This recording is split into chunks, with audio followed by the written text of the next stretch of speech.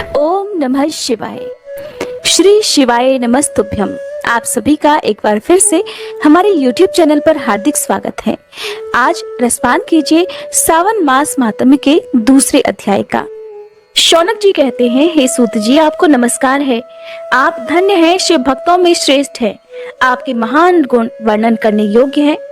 अब आप कल्याणमय शिव पुराण के श्रवण की विधि बतलाइए, जिससे सभी श्रोताओं को संपूर्ण उत्तम फल की प्राप्ति हो सके। तब सूत जी महाराज कहने लगे कि हे मुनि शौनक, अब मैं तुम्हें संपूर्ण फल की प्राप्ति के लिए शिव पुराण के श्रवण की विधि बता रहा हूँ। ध्यान पूर्वक सुनो।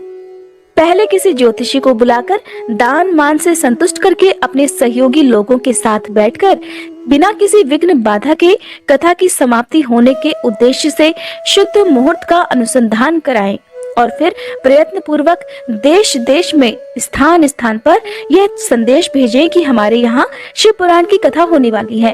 अपने कल्याण की इच्छा रखने वाले लोगों को उसे सुनने के लिए अवश्य पधारना चाहिए। कुछ लोग भगवान श्रीहरि की कथा से बहुत दूर पड़ गए हैं। कितने ही स्त्री शूद्र आदि भगवान शंकर के कथा कीर्तन से वंचित रहते हैं। उन सभी को भी सूचना मिल जाए, ऐसा प्रबंध करना चाहिए। देश देश के जिस भी कोने में जो भगवान शिव के भक्त हों तथा शिव कथा के कीर्तन और श्रवण के लिए उत्सुक हों, उन सभी को आदर पूर्वक बुलवाना चाहिए और आए हुए लोगों का सभी प्रकार से आदर सत्कार करना चाहिए। शिव मंदिर में, तीर्थ में, वन प्रांत में अथवा घर में शिव पुराण की कथा सुनने के लिए उत्तम स्थान का निर्माण करना चाहिए। केले के खंभों से सुशोभित एक ऊंचा कथा मंडप तैयार कराएं। उसे सब ओर से फल पुष्प आदि से तथा सुंदर चंदोवे से अलंकृत करें और चारों ओर ध्वजा पता लगाकर तरह तरह के सामानों से सजाकर सुंदर शोभा संपन्न बना दें। भगवान शिव के प्रति सभी प्रकार से उत्तम भक्ति करनी चाहिए। वही सब तरह से आनंद का विधान करने वाली है। परमात्मा भगवान शंकर के लिए दिव्य आसन का निर्माण करना चाहिए तथा कथावाचक के लिए भी एक ऐसा दिव्य आसन बनाना चाहिए जो उनके लिए सुखद हो सके। हे मुने, नियम पूर्वक कथा सुनने वाले श्रोताओं के लिए भी यथा योग्य सुंदर स्थानों की व्यवस्था करनी चाहिए।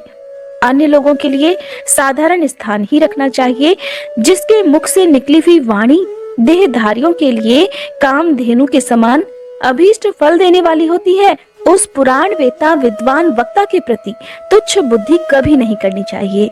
संसार में जन्म तथा गुणों के कारण बहुत से गुरु होते हैं, परंतु उन सभी में पुराणों का ज्ञाता विद्वान ही सबसे परम गुरु माना जाता है। पुराण वेत्ता पवित्र, दक्ष, शांत, ईर्ष्या पर विजय पाने वाला, साधु और दयालु होना चाहिए। ऐसा प्रवचन कुशल विद्वान इस पुण्यमयी कथा को कहे। सूर्योदय से आरंभ करके 3:30 पहर तक उत्तम बुद्धि वाले विद्वान पुरुष को शिव पुराण की कथा सम्यक रीति से बांचनी चाहिए। मध्याह्न काल में 2 घड़ी तक कथा बंद रखनी चाहिए, जिससे कथा कीर्तन से अवकाश पाकर लोग अपना अपना कार्य कर सकें। कथा प्रारंभ होने से एक दिन पहले व्रत ग्रहण करने के लिए वक्ता को शौर करा लेना चाहिए। जिन दिनों कथा हो रही हो उन दिनों प्रयत्न पूर्वक प्रातः काल का सारा नित्य कर्म संक्षेप से ही कर लेना चाहिए। वक्ता के पास उसकी सहायता के लिए एक दूसरा वैसा ही विद्वान स्थापित करना चाहिए और वह भी सभी प्रकार के संशयों को निवृत्त करने में समर्थ और लोगों को समझाने में कुशल होना चाहिए। कथा में आने वाले विघ्नों की निवृत्ति के लिए गणेश जी का पूजन सर्वप्रथम करना चाहिए। कथा के स्वामी भगवान शिव की तथा विशेषतः शिव पुराण की पुस्तक की भक्तिभाव से पूजा करें। तत्पश्चात उत्तम बुद्धि वाला श्रोता तन मन से शुद्ध और प्रसन्नचित्त होकर आदर पूर्वक शिव पुराण की कथा सुने। जो भी वक्ता और श्रोता अनेक प्रकार के कर्मों में भटक रहे हों, काम आदि 6 विकारों से युक्त हों, स्त्री में आसक्ति रखते हों और पाखंड पूर्ण बातें कहते हों, वे पुण्य के भागीदार कभी नहीं होते। जो लौकिक चिंता तथा धन, ग्रह और पुत्र आदि की चिंता को छोड़कर कथा में मन लगाए रहते हैं, उन शुद्ध बुद्धि पुरुषों को उत्तम फल की प्राप्ति होती है। आप सभी श्रोतागणों को एक जानकारी दे दूं कि आप सभी शिव महापुराण की इस कथा को घर पर जिस भी समय सुनते हैं, उस समय कोशिश यही करनी चाहिए कि आपके आसपास कोई भी किसी भी प्रकार का विघ्न आपकी इस कथा में ना हो। आप जब भी कथा सुने तो उस समय आपका मन शांत होना चाहिए। पूरी तरह से भगवान में ध्यान लगाकर आप उस कथा में इस तरह डूब जाएं कि आपको ऐसा लगना चाहिए कि सारा दृश्य आपके सामने उपस्थित हो गया है।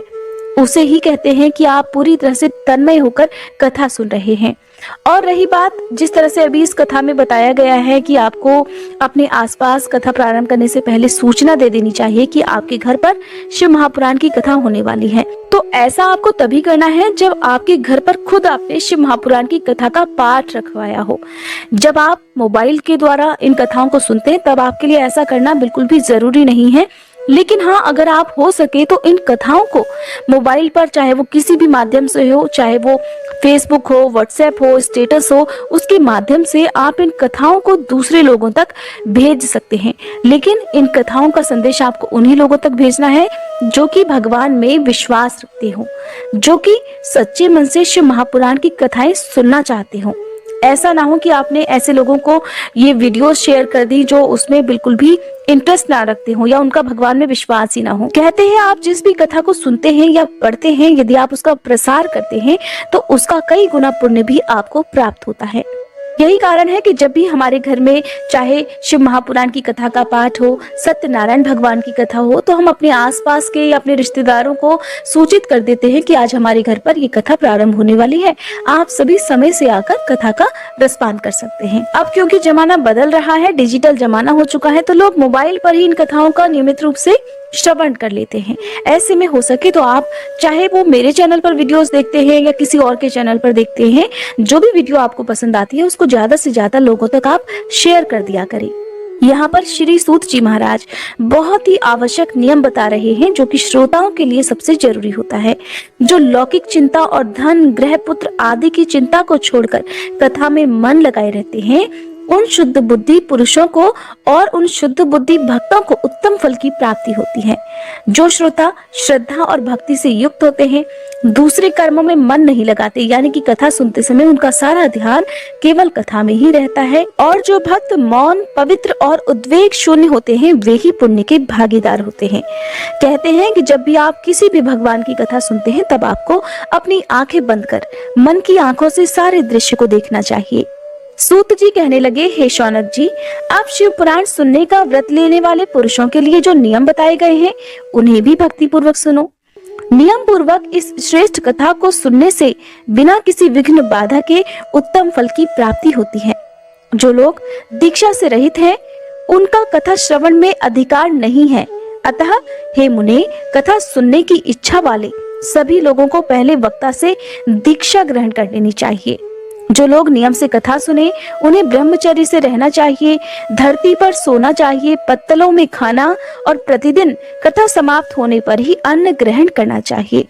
जिसमें शक्ति हो वह पुराण की समाप्ति तक उपवास करके शुद्धता पूर्वक भक्ति भाव से उत्तम शिव पुराण को सुनना चाहिए। इस कथा का व्रत लेने वाले पुरुष को प्रतिदिन एक बार ही हविष्यांत भोजन करना चाहिए, अर्थात शुद्ध सात्विक भोजन करना चाहिए। जिस प्रकार से कथा श्रवण का नियम सुख पूर्वक सध सके वैसे ही करना चाहिए।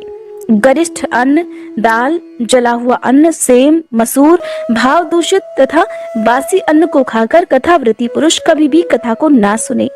जिसने कथा का व्रत ले रखा हो वह पुरुष प्याज, लहसुन, हींग, गाजर, मादक वस्तु तथा अमिष कही जाने वाली वस्तुओं का त्याग कर दे।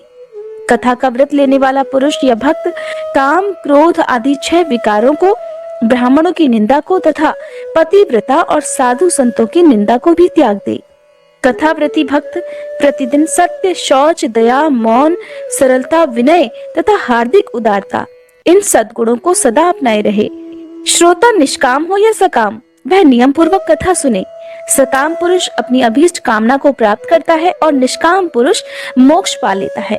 अर्थात कर्म ही करना मनुष्य का कर्तव्य होना चाहिए, फल की चिंता नहीं करना चाहिए। कर्म ऐसे होने चाहिए जो कि सभी प्राणियों के हित में हो। ऐसा ना हो कि कर्म आप करते जा रहे हैं, चाहे उनसे दूसरे प्राणियों को नुकसान हो रहा हो, तो ऐसे किए गए कर्मों का आपको सिर्फ पाप ही भुगतने मिलेगा। दरिद्र, क्षय का रोगी, पापी, भाग्यहीन तथा संतान रहित भक्तों को भी इस उत्तम कथा को सुनना चाहिए। काक, पंध्या आदि जो 7 प्रकार की दुष्टा स्त्रियां हैं वे तथा जिसका गर्भ गिर जाता हो वह इन सभी को शिव पुराण की उत्तम कथा अवश्य सुननी चाहिए। हे मुने, स्त्री हो या पुरुष, सभी को यत्न पूर्वक विधि विधान से शिव पुराण की यह उत्तम कथा अवश्य सुननी चाहिए। हे महर्षि, इस तरह शिव पुराण की कथा के पाठ और श्रवण संबंधी यज्ञोत्सव की समाप्ति होने पर श्रोताओं को भक्ति और प्रयत्न पूर्वक भगवान शिव की पूजा की भांति पुराण पुस्तक की भी पूजा करनी चाहिए। तदंतर विधि पूर्वक वक्ता का भी पूजन करना आवश्यक है। पुस्तक को आच्छादित करने के लिए अर्थात ढकने के लिए नवीन और सुंदर बस्ता बनावे। उसे बांधने के लिए दृढ़ और दिव्य डोरी लगानी चाहिए। फिर उसका विधिवत पूजन करना चाहिए। हे मुनि श्रेष्ठ, इस प्रकार महान उत्सव के साथ पुस्तक और वक्ता की विधिवत पूजा करके वक्ता की सहायता के लिए स्थापित किए हुए पंडित जी का भी उसी के अनुसार धन आदि के द्वारा उससे कुछ ही कम सत्कार करना चाहिए। वहां आए हुए ब्राह्मणों को अन्न धन आदि का दान करना चाहिए। साथ ही गीत वाद्य और नृत्य आदि के द्वारा महान उत्सव की रचना करनी चाहिए।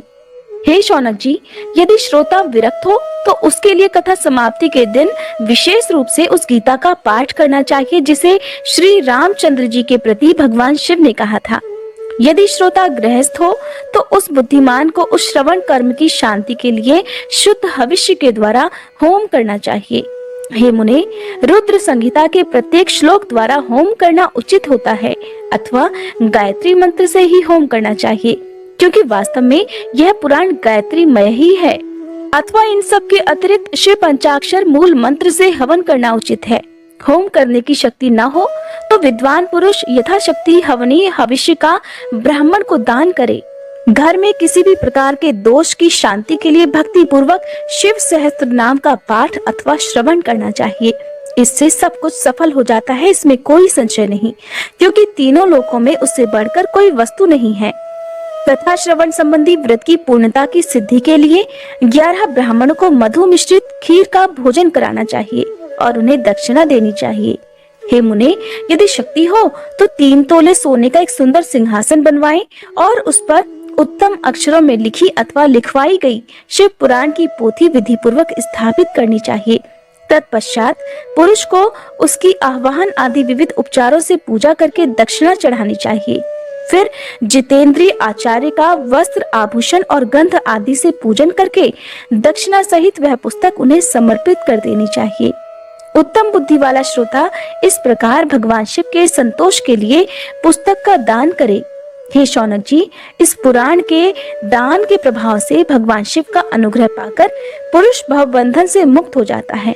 इसी तरह विधि विधान का पालन करने पर श्री संपन्न शिव पुराण संपूर्ण फल को देने वाला तथा भोग और मोक्ष का दाता होता है। हे मुने, शिव पुराण का वह सारा महात्म्य जो संपूर्ण अभीष्ट को देने वाला है, मैंने तुम्हें कह सुनाया। अब और क्या सुनना चाहते हो? महाशिव पुराण को समस्त पुराणों के माथे का तिलक माना गया है। ये भगवान शिव को अत्यंत प्रिय, रमणीय तथा भव रोग का निवारण करने वाला है। जो भक्त सदा भगवान शिव का ध्यान करते हैं, जिनकी वाणी भगवान शिव के गुणों की स्तुति करती है और जिनके दोनों कान उनकी कथा का श्रवण करते हैं, इस जीव जगत में उन्हीं का जन्म लेना सफल माना गया है। वे निश्चय ही संसार सागर से पार हो जाते हैं।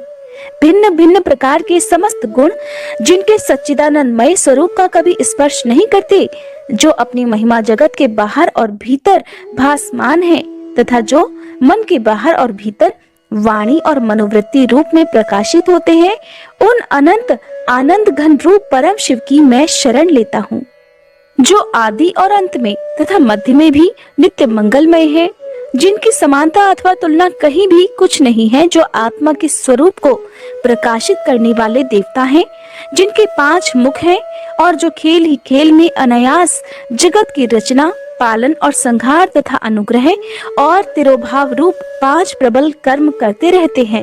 उन सर्वश्रेष्ठ अजर अमर ईश्वर अंबिकापति भगवान शंकर का मैं मन ही मन चिंतन करता हूँ। व्यास जी कहते हैं, जो धर्म का महान क्षेत्र है और जहाँ गंगा यमुना का संगम हुआ है, उस परम पुण्यमय प्रयाग में जो ब्रह्मलोक का मार्ग है, सत्यव्रत में तत्पर रहने वाले महातेजस्वी महाभाग महात्मा मुनियों ने एक विशाल ज्ञान यज्ञ का आयोजन किया। उस ज्ञान यज्ञ का समाचार सुनकर पौराणिक शिरोमणि व्यास शिष्य महामुनि सूत जी वहां मुनियों के दर्शन करने के लिए आए। सूत जी को आते देखकर वे सभी मुनि उस समय हर्ष से खिल उठे और अत्यंत प्रसन्न मन से उन्होंने उनका विधिवत स्वागत सत्कार किया। तत्पश्चात उन प्रसन्न महात्माओं ने उनकी विधिवत स्तुति करके विनय पूर्वक हाथ जोड़कर इस प्रकार कहा, हे सर्वज्ञ विद्वान रोमहर्षण जी, आपका भाग्य बड़ा भारी है। इसी से आपने व्यास जी के मुख से अपनी प्रसन्नता के लिए ही संपूर्ण पुराण विद्या प्राप्त की है। इसीलिए आप आश्चर्य स्वरूप कथाओं के भंडार हैं। ठीक उसी तरह जैसे रत्नाकर समुद्र बड़े बड़े सारभूत रत्नों का आगार है। तीनों लोकों में भूत, वर्तमान और भविष्य तथा और भी जो कोई वस्तु है वह आपसे अज्ञात नहीं है। आप हमारे सौभाग्य से इस यज्ञ का दर्शन करने के लिए यहाँ पधार गए हैं और इसी व्यास से हमारा कुछ कल्याण करने वाले हैं, क्योंकि आपका आगमन कभी निरर्थक हो ही नहीं सकता। हमने पहले भी आपसे शुभाशुभ तत्व का पूरा पूरा वर्णन सुना है, किंतु उसे तृप्ति नहीं होती। हमें उसे सुनने की बारंबार इच्छा होती है। हे उत्तम बुद्धि वाले सूत जी, इस समय हमें एक ही बात सुननी है। यदि आपका अनुग्रह हो तो गोपनीय होने पर भी आप उस विषय का वर्णन कीजिए। घोर कलयुग आने पर मनुष्य पुण्य कर्म से दूर रहेंगे, दुराचार में फंस जाएंगे और सबके सब सत्य भाषण से मुंह फेर लेंगे, दूसरों की निंदा में तत्पर रहेंगे, पराये धन को हड़प लेने की इच्छा करेंगे, उनका मन पराई स्त्रियों में आसक्त रहेगा और वे दूसरे प्राणियों पर हिंसा किया करेंगे, अपने शरीर को ही आत्मा समझेंगे, मूढ़, नास्तिक और पशु बुद्धि रखने वाले होंगे, माता पिता से द्वेष रखेंगे, ब्राह्मण लोभ रूपी ग्राह के ग्रास बन जाएंगे, वेद बेचकर जीविका चलाएंगे, धन का उपार्जन करने के लिए ही विद्या का अभ्यास करेंगे और मद से मोहित रहेंगे, अपनी जाति के कर्म को छोड़ देंगे, प्रायः दूसरों को ठगेंगे, तीनों काल की संध्योपासना से दूर रहेंगे और ब्रह्म ज्ञान से शून्य रहेंगे। समस्त क्षत्रिय भी स्वधर्म का त्याग करने वाले होंगे, कुसंगी, पापी और व्यभिचारी होंगे, उनमें शौर्य का अभाव होगा। वैश्य, संस्कार भ्रष्ट, स्वधर्म त्यागी, कुमार्गी, धनोपार्जन परायण तथा नाप तौल में अपनी कुत्सित वृत्ति का परिचय देने वाले होंगे। इसी तरह शूद्र ब्राह्मणों के आचार में तत्पर होंगे, उनकी आकृति उज्जवल होगी, अर्थात वे अपना कर्म धर्म छोड़कर उज्जवल वेशभूषा से विभूषित होकर व्यर्थ ही घूमा करेंगे। वे स्वभावतः ही अपने धर्म का त्याग करने वाले होंगे, उनके विचार धर्म के प्रतिकूल होंगे और वे कुटिल और द्विज नंदक होंगे। यदि धनी हुए तो कुकर्म में लग जाएंगे, विद्वान हुए तो वाद विवाद करने वाले बन जाएंगे, अपने को कुलीन मानकर चारों वर्णों के साथ वैवाहिक संबंध स्थापित करेंगे, समस्त वर्णों को अपने संपर्क से भ्रष्ट कर देंगे। वे लोग अपनी अधिकार सीमा से बाहर जाकर द्विजोचित सत्कर्मों का अनुष्ठान करने वाले होंगे।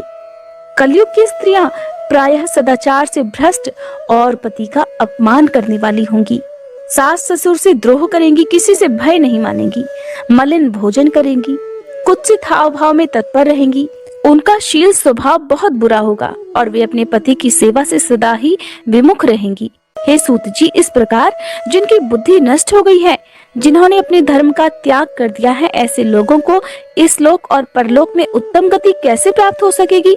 इसी चिंता से हमारा मन सदा व्याकुल रहता है। परोपकार के समान दूसरा कोई धर्म नहीं है, अतः जिस छोटे से उपाय से इन सबके पापों का तत्काल नाश हो जाए, उसे इस समय कृपा पूर्वक बतलाइए, क्योंकि आप तो समस्त सिद्धांतों के ज्ञाता हैं।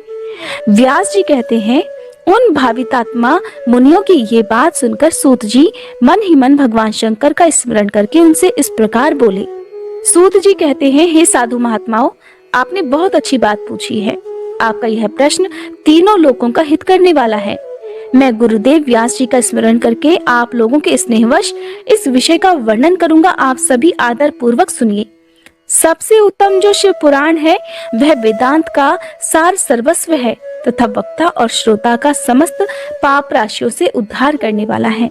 इतना ही नहीं, वह परलोक में परमार्थ वस्तु को देने वाला है, कली की कलमिश राशि का विनाश करने वाला है। उसमें भगवान शिव के उत्तम यश का वर्णन है हे ब्राह्मणों, धर्म, अर्थ, काम और मोक्ष, इन चारों पुरुषार्थों को देने वाला यह पुराण सदा ही अपने प्रभाव की दृष्टि से वृद्धि या विस्तार को प्राप्त हो रहा है।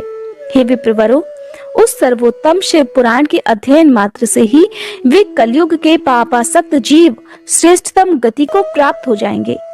कलयुग के महान उत्पात तभी तक जगत में निर्भय होकर विचरेंगे जब तक यहाँ शिव पुराण का उदय नहीं हो जाएगा। इसे वेद के तुल्य माना गया है। इस वेद कल्प पुराण का सबसे पहले भगवान शिव ने ही प्रणयन किया था। विद्वेश्वर संहिता, रुद्र संहिता, विनायक संहिता, उमा संहिता, मात्र संहिता, एकादश रुद्र संहिता, कैलाश संहिता, शतरुद्र संहिता, कोटि रुद्र संहिता, सहस्त्र कोटि रुद्र संहिता, वायवी संहिता तथा धर्म संहिता, इस प्रकार इस पुराण के 12 भेद या खंड हैं। ये 12 संहिताएं अत्यंत पुण्यमयी मानी गई हैं। हे ब्राह्मणों, अब मैं उनके श्लोकों की संख्या बता रहा हूँ। आप सभी लोग वह भी आदर पूर्वक सुनिए। विद्वेश्वर संहिता में कुल 10,000 श्लोक हैं। रुद्र संहिता, विनायक संहिता, उमा संहिता और मातृ संहिता, इनमें से प्रत्येक में 8-8 हजार श्लोक हैं। हे ब्राह्मणों, एकादश रुद्र संहिता में 13,000, कैलाश संहिता में 6,000, शतरुद्र संहिता में 3,000, कोटि रुद्र संहिता में 9,000, सहस्त्र कोटि रुद्र संहिता में 11,000, वायवी संहिता में 4,000 तथा धर्म संहिता में 12,000 श्लोक हैं। इस प्रकार मूल शिव पुराण की श्लोक संख्या 1,00,000 है, परंतु व्यास जी ने उसे 24,000 श्लोकों में संक्षिप्त कर दिया है। पुराणों की क्रम संख्या के विचार से इस शिव पुराण का स्थान चौथा है। इसमें 7 संहिताएं हैं। इस प्रकार सूत जी सभी ऋषियों को शिव महापुराण का परिचय दे रहे हैं। सूत जी कहते हैं, पूर्व काल में भगवान शिव ने श्लोक संख्या की दृष्टि से 100 करोड़ श्लोकों का एक ही पुराण ग्रंथ ग्रथित किया था। सृष्टि के आदि में निर्मित हुआ यह पुराण साहित्य अत्यंत विस्तृत था। फिर द्वापर आदि युगों में द्वैपायन अर्थात व्यास जी आदि महर्षियों ने जब पुराण का 18 विभागों में विभाजन कर दिया, उस समय संपूर्ण पुराणों का संक्षिप्त स्वरूप केवल 4,00,000 श्लोकों का ही रह गया। उस समय उन्होंने शिव पुराण का 24,000 श्लोकों में प्रतिपादन किया। यही इसके श्लोकों की कुल संख्या है। यह वेद तुल्य पुराण 7 संहिताओं में बटा हुआ है। इसकी पहली संहिता का नाम विद्वेश्वर संहिता है। इस प्रकार 7 संहिताओं से युक्त दिव्य शिव पुराण वेद के तुल्य प्रमाणिक तथा सबसे उत्कृष्ट गति प्रदान करने वाला है। यह निर्मल शिव पुराण भगवान शिव के द्वारा ही प्रतिपादित है। इसे शैव शिरोमणि भगवान व्यास जी ने संक्षेप से संकलित किया है। ये समस्त जीव समुदाय के लिए उपकारक, त्रिविध तापों का नाश करने वाला, तुलना रहित और सत्पुरुषों को कल्याण प्रदान करने वाला है। इसमें वेदांत विज्ञान में प्रधान तथा निष्कपट अर्थात निष्काम धर्म का प्रतिपादन किया गया है। यह पुराण ईर्ष्या रहित अंतःकरण वाले विद्वानों के लिए जानने की वस्तु है। इस वर्तमान कल्प में जब सृष्टि कर्म आरंभ हुआ था, उन दिनों 6 कुलों के महर्षि परस्पर वाद विवाद करते हुए कहने लगे, अमुक वस्तु सबसे उत्कृष्ट है और अमुक नहीं है। उनके इस विवाद ने अत्यंत महान रूप धारण कर लिया और वे सबके सब अपनी शंका के समाधान के लिए सृष्टिकर्ता अविनाशी ब्रह्मा जी के पास गए और हाथ जोड़कर विनय भरी वाणी में कहने लगे, हे प्रभु, आप संपूर्ण जगत को धारण पोषण करने वाले तथा समस्त कारणों के भी कारण हैं। हम ये जानना चाहते हैं कि संपूर्ण तत्वों से परे परात्पर पुराण पुरुष कौन है। तब ब्रह्मा जी ने कहा, जहाँ से मन सहित वाणी उन्हें न पाकर लौट आती है तथा जिनसे ब्रह्मा, विष्णु, रुद्र और इंद्र आदि से युक्त ये संपूर्ण जगत समस्त भूतों और इंद्रियों के साथ पहले प्रकट हुआ है, वे ही ये देव महादेव सर्वज्ञ और संपूर्ण जगत के स्वामी है। ये ही सबसे उत्कृष्ट हैं। भक्ति से ही इनका साक्षात्कार होता है। दूसरे किसी उपाय से कहीं इनका दर्शन हो ही नहीं सकता। रुद्र, हरि, हर तथा अन्य देवेश्वर सदा उत्तम भक्ति भाव से उनका दर्शन करना चाहते हैं। भगवान शिव में भक्ति होने से मनुष्य संसार बंधन से मुक्त हो जाता है। देवता के कृपा प्रसाद से उनमें भक्ति होती है और भक्ति से देवता का कृपा प्रसाद प्राप्त होता है। ठीक उसी तरह जैसे यहाँ अंकुर से बीज और बीज से अंकुर पैदा होता है। इसलिए तुम सब ब्रह्म ऋषि भगवान शंकर का कृपा प्रसाद प्राप्त करने के लिए भूतल पर जाकर वहां सहस्त्रों वर्षों तक चालू रहने वाले एक विशाल यज्ञ का आयोजन करो। इन यज्ञपति भगवान शिव की ही कृपा से वेदोक्त विद्या के सारभूत साध्य साधन का ज्ञान होता है। सूत जी कहते हैं, हे मुनीश्वरों, इस साधन का महात्म्य बताने के प्रसंग में आप लोगों के लिए एक प्राचीन वृतांत का वर्णन करूंगा, उसे ध्यान देकर आप सुनिए। पहले समय की बात है, पराशर मुनि के पुत्र मेरे गुरु व्यास देव जी सरस्वती नदी के सुंदर तट पर तपस्या कर रहे थे। एक दिन सूर्य तुल्य तेजस्वी विमान से यात्रा करते हुए भगवान सनत कुमार अकस्मात वहां जा पहुंचे और उन्होंने मेरे गुरु को वहां देखा। वे ध्यान में मग्न थे। उससे जगने पर उन्होंने ब्रह्मपुत्र सनत कुमार जी को अपने सामने उपस्थित देखा। देखकर वे बड़े वेग से उठे और उनके चरणों में प्रणाम करके मुनि ने उन्हें अर्घ दिया और देवताओं के बैठने योग्य आसन भी अर्पित किया। तब प्रसन्न हुए भगवान सनत कुमार विनीत भाव से खड़े हुए व्यास जी से गंभीर वाणी में कहने लगे, हे मुने, तुम सत्य वस्तु का चिंतन करो। वह सत्य पदार्थ भगवान शिव ही है जो तुम्हारे साक्षात्कार के विषय होंगे। भगवान शंकर का श्रवण, कीर्तन, मनन, ये 3 महत्तर साधन कहे गए हैं। ये तीनों ही वेद सम्मत हैं। पूर्व काल में मैं दूसरे साधनों के संभ्रम में पड़कर घूमता घामता मंद्राचल पर जा पहुंचा और वहां तपस्या करने लगा। तदंतर महेश्वर शिव की आज्ञा से भगवान नंदिकेश्वर वहां आए। उनकी मुझ पर बड़ी दया थी। वे सबके साक्षी तथा शिव गणों के स्वामी भगवान नंदिकेश्वर मुझे स्नेह पूर्वक मुक्ति का उत्तम साधन बताते हुए कहने लगे, भगवान शंकर का श्रवण, कीर्तन और मनन, ये तीनों साधन वेद सम्मत है और मुक्ति के साक्षात कारण है। ये बात स्वयं भगवान शिव ने मुझसे कही है। अतः हे ब्राह्मण, तुम श्रवण आदि तीनों साधनों का ही अनुष्ठान करो। व्यास जी से बार बार ऐसा कहकर अनुगामियों सहित ब्रह्मपुत्र सनत कुमार परम सुंदर ब्रह्मधाम को चले गए। इस प्रकार पूर्व काल के इस उत्तम वृतांत का मैंने संक्षेप से वर्णन किया है। तब ऋषिगण कहने लगे, हे सूत जी, श्रवण आदि 3 साधनों को आपने मुक्ति का उपाय बताया है, किंतु जो श्रवण आदि तीनों साधनों में असमर्थ हो, वह मनुष्य किस उपाय का अवलंबन करके मुक्त हो सकता है? किस साधन भूत कर्म के द्वारा बिना प्रयास के ही मोक्ष मिलता है? इसके बारे में भी बताइए। सूत जी कहते हैं, हे शौनक जी, जो श्रवण, कीर्तन और मनन इन तीनों साधनों के अनुष्ठान में समर्थ न हो, वो भगवान शंकर के लिंग और मूर्ति की स्थापना करके नित्य उसकी पूजा करे तो संसार सागर से पार हो सकता है। वंचना अथवा छल न करते हुए अपनी शक्ति के अनुसार धनराशि ले जाए और उसे शिवलिंग अथवा शिव मूर्ति की सेवा के लिए अर्पित कर दे। साथ ही निरंतर उस लिंग और मूर्ति की पूजा भी करे। उसके लिए भक्ति भाव से मंडप, गोपुर, तीर्थ, मठ और क्षेत्र की स्थापना करे और उत्सव रचाए। वस्त्र, गंध, पुष्प, धूप, दीप, पूवे और शाक आदि व्यंजनों से युक्त भांति भांति के भक्ष्य भोजन अन्न नैवेद्य के रूप में समर्पित करे। छत्र, ध्वजा, व्यंजन, चामर तथा अन्य अंगों सहित राजोपचार की भांति सब सामान भगवान शिव के लिंग और मूर्ति को चढ़ाएं। प्रदक्षिणा, नमस्कार तथा यथाशक्ति जप करना चाहिए। आह्वान से लेकर विसर्जन तक सारा कार्य प्रतिदिन भक्ति भाव से संपन्न करें। इस प्रकार शिवलिंग अथवा शिव मूर्ति में भगवान शंकर की पूजा करने वाला पुरुष श्रवण आदि साधनों का अनुष्ठान न करे तो भी भगवान शिव की प्रसन्नता से सिद्धि प्राप्त कर लेता है। पहले के बहुत से महात्मा पुरुष लिंग और शिव मूर्ति की पूजा करने मात्र से ही भव बंधन से मुक्त हो चुके हैं। तब ऋषियों ने पूछा, मूर्ति में ही सर्वत्र देवताओं की पूजा होती है, लिंग में नहीं, परंतु भगवान शिव की पूजा सब जगह मूर्ति में और लिंग में भी क्यों की जाती है? शौनक जी के इस प्रश्न को सुनकर सूत जी ने कहा, हे मुनीश्वरों, तुम्हारा ये प्रश्न तो बड़ा ही पवित्र और अत्यंत अद्भुत है। इस विषय में महादेव जी ही वक्ता हो सकते हैं। दूसरा कोई पुरुष कभी और कहीं भी इसका प्रतिपादन नहीं कर सकता। इस प्रश्न के समाधान के लिए भगवान शिव ने जो कुछ कहा है और उसे मैंने अपने गुरु जी के मुख से जिस प्रकार सुना है, उसी तरह क्रमशः वर्णन करूंगा। एकमात्र भगवान शिव ही ब्रह्म रूप होने के कारण निष्कल अर्थात निराकार कहे गए हैं। रूपवान होने के कारण उन्हें सकल भी कहा गया है, इसलिए वे सकल और निष्कल दोनों ही हैं। शिव के निष्कल निराकार होने के कारण ही उनकी पूजा का आधारभूत लिंग भी निराकार ही प्राप्त हुआ है, अर्थात शिवलिंग शिव के निराकार स्वरूप का प्रतीक है।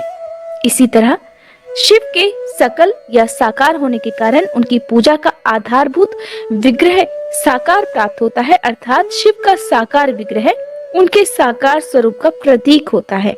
सकल और अकल अर्थात समस्त अंग आकार सहित साकार और अंग आकार से सर्वथा रहित निराकार रूप होने से ही वे ब्रह्म शब्द से कहे जाने वाले परमात्मा हैं।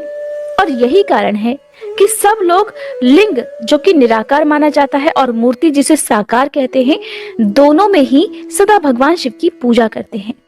शिव से भिन्न जो दूसरे देवतागण हैं, वे साक्षात ब्रह्म नहीं हैं, इसलिए कहीं भी उनके लिए निराकार लिंग नहीं उपलब्ध होता। पूर्व काल में बुद्धिमान ब्रह्मपुत्र सनत कुमार मुनि ने मंदराचल पर नंदिकेश्वर से इसी प्रकार का प्रश्न किया था। सनत कुमार जी ने कहा था, हे भगवान, शिव से भिन्न जो देवता हैं, उन सब की पूजा के लिए चारों ओर प्रायः वेर अर्थात मूर्ति मात्र ही अधिक संख्या में देखा और सुना जाता है। केवल भगवान शिव की ही पूजा में लिंग और वेर दोनों का ही उपयोग देखने में आता है। अतः कल्याण में नंदिकेश्वर, इस विषय में जो कुछ भी तत्व की बात हो उसे मुझे इस प्रकार बताइए जिससे मुझे अच्छी तरह से समझ में आ जाए। तब नंदिकेश्वर ने सनत कुमार को समझाते हुए कहा कि हे निष्पाप ब्रह्म कुमार, आपके इस प्रश्न का हम जैसे लोगों के द्वारा कोई उत्तर नहीं दिया जा सकता, क्योंकि ये गोपनीय विषय है और लिंग साक्षात ब्रह्म का प्रतीक है। तथापि आप शिव भक्त हैं, इसीलिए इस विषय में भगवान शिव ने जो कुछ भी बताया है उसे ही आपके समक्ष कहता हूँ। भगवान शिव ब्रह्म स्वरूप और निष्कल अर्थात निराकार हैं, इसलिए उन्हीं की पूजा में निष्कल लिंग का उपयोग होता है। संपूर्ण वेदों का भी यही मत है। तब सनत कुमार कहने लगे, हे महाभाग योगेंद्र, आपने भगवान शिव और दूसरे देवताओं के पूजन में लिंग और मूर्ति के प्रचार का जो रहस्य विभाग पूर्वक बताया है वह यथार्थ है। इसलिए लिंग और मूर्ति आदि की उत्पत्ति का जो उत्तम वृतांत है उसी को मैं इस समय सुनना चाहता हूँ। लिंग के प्राकट्य का रहस्य सूचित करने वाला प्रसंग मुझे सुनाइए।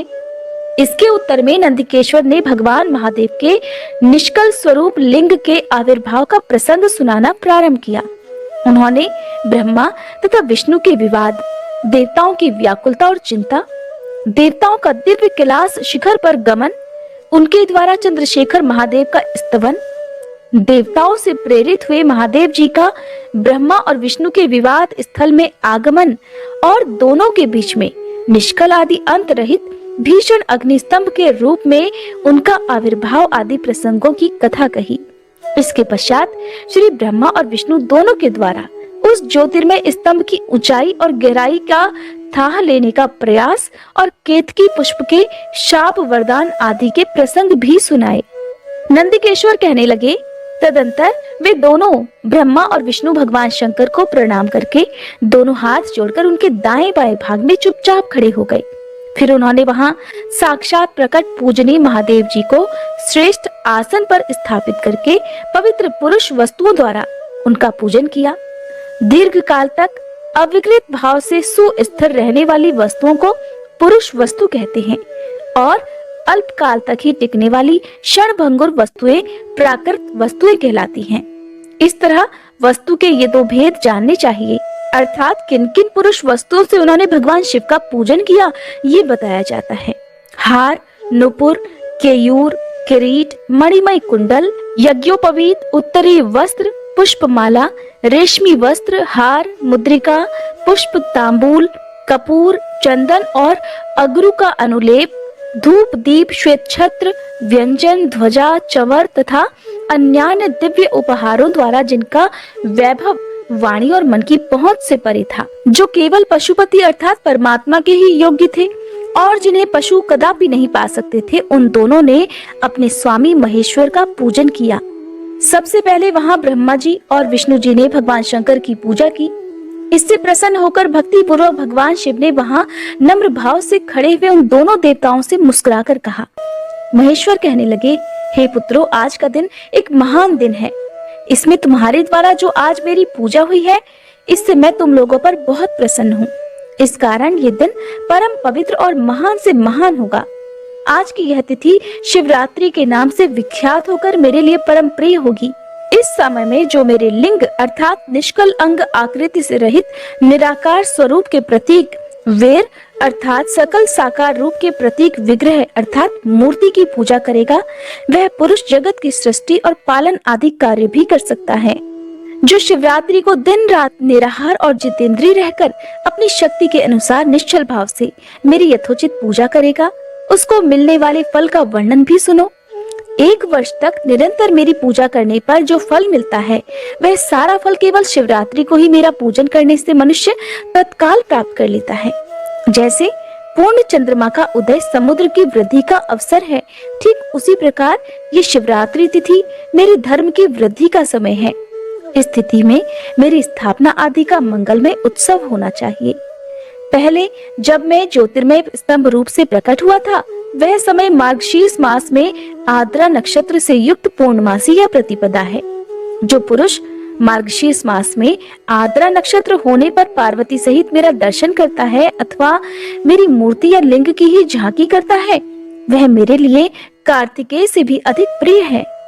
उस शुभ दिन को मेरे दर्शन मात्र से पूरा फल प्राप्त होता है। यदि दर्शन के साथ साथ मेरा पूजन भी किया जाए तो इतना अधिक फल प्राप्त होता है कि उसका वर्णन वाणी के द्वारा नहीं किया जा सकता। वहां पर मैं लिंग रूप से प्रकट होकर बहुत बड़ा हो गया था, अतः उस लिंग के कारण यह भूतल लिंग स्थान के नाम से प्रसिद्ध हुआ। संसार के लोग इसका दर्शन और पूजन कर सके, इसके लिए ये अनादि और अनंत ज्योति स्तंभ अथवा ज्योतिर्मय लिंग अत्यंत छोटा हो जाएगा। ये लिंग सभी प्रकार के भोग सुलभ कराने वाला और भोग और मोक्ष का एकमात्र साधन है। इसका दर्शन, स्पर्श और ध्यान यदि किया जाए तो ये प्राणियों को जन्म और मृत्यु के कष्ट से मुक्ति दिलाने वाला है। अग्नि के पहाड़ जैसा जो ये शिवलिंग यहाँ प्रकट हुआ है, इसके कारण ये स्थान अरुणाचल नाम से प्रसिद्ध होगा। यहाँ अनेक प्रकार के बड़े बड़े तीर्थ प्रकट होंगे। इस स्थान में निवास करने या मरने से जीवों को मोक्ष मिल जाएगा। मेरे 2 रूप हैं, सकल और निष्कल। दूसरे किसी के ऐसे रूप नहीं हैं। पहले मैं स्तंभ रूप से प्रकट हुआ था, फिर अपने साक्षात रूप से। ब्रह्म भाव मेरा निष्कल रूप है और महेश्वर भाव सकल रूप, ये दोनों मेरे ही सिद्ध रूप हैं। मैं ही परब्रह्म परमात्मा हूँ।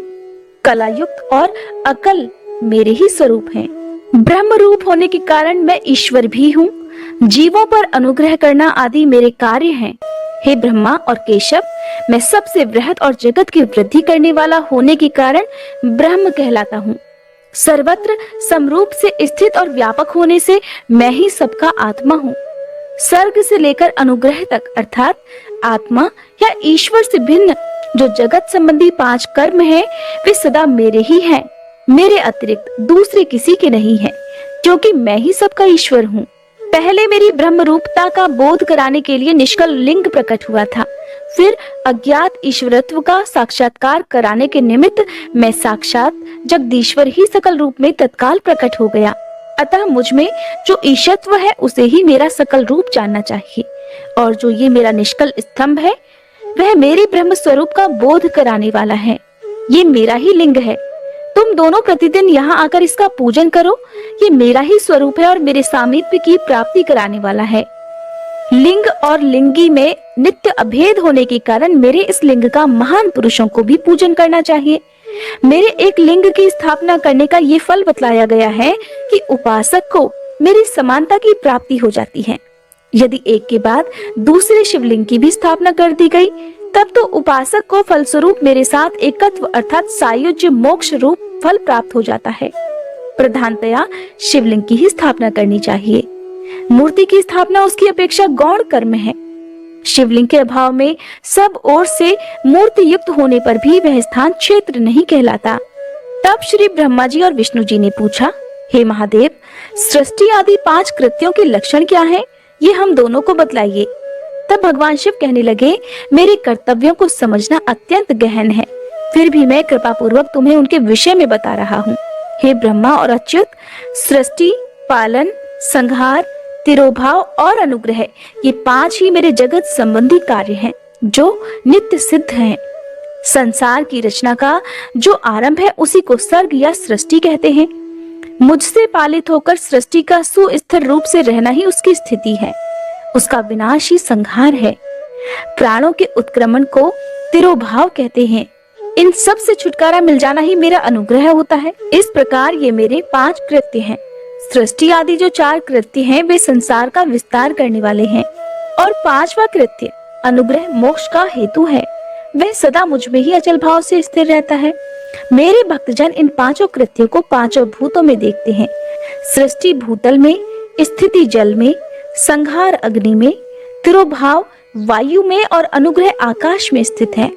पृथ्वी से सबकी सृष्टि होती है, जल से सबकी वृद्धि और जीवन रक्षा होती है, अग्नि सबको जला देती है, वायु सबको एक स्थान से दूसरे स्थान को ले जाती है और आकाश सबको अनुग्रहित करता है। विद्वान पुरुषों को यह विषय इसी रूप में जान लेना चाहिए। इन 5 कृत्यों का भार वहन करने के लिए ही मेरे 5 मुख हैं। 4 दिशाओं में 4 मुख हैं और इनके बीच में 5वां मुख है। हे पुत्रों, तुम दोनों ने तपस्या करके प्रसन्न हुए मुझ परमेश्वर से सृष्टि और स्थिति नामक 2 कृत्य प्राप्त किए हैं। ये दोनों तुम्हें बहुत प्रिय हैं। इसी प्रकार मेरी विभूति स्वरूप रुद्र और महेश्वर में 2 अन्य उत्तम कृत्य संहार और तिरोभाव मुझसे प्राप्त किए हैं, परंतु अनुग्रह नाम का कृत्य दूसरा कोई नहीं पा सकता। रुद्र और महेश्वर अपने कर्म को भूले नहीं है, इसीलिए मैंने उनके लिए अपनी